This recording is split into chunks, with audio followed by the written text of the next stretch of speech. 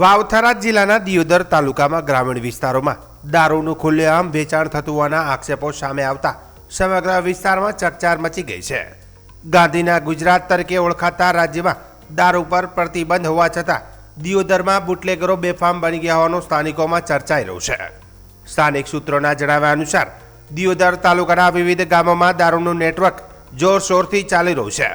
આ મામલે લોકોમાં પ્રશ્ન ઊભો થયો છે કે આખરે આ બુટલેગરો પર કોની છત્રછાયા છે? શું પોલીસ તંત્ર આ મામલે અજાણ છે કે પછી કોઈની મહેરબાનીથી આ ગોરખ ધંધા ચાલી રહ્યા છે? આ ઉપરાંત દિયોદર તાલુકાની કેટલીક હોટલ અને ગેસ્ટ હાઉસમાં પણ ગેરકાયદેસર પ્રવૃત્તિઓ ધમધમી રહી હોવાના આરોપો સામે આવે છે.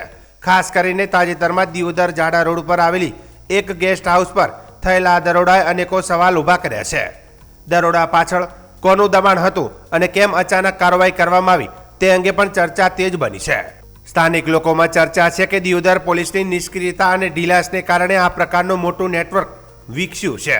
જો સમયસર કડક કાર્યવાહી કરવામાં આવી હોત તો આવી પરિસ્થિતિ ઊભી ન થાત.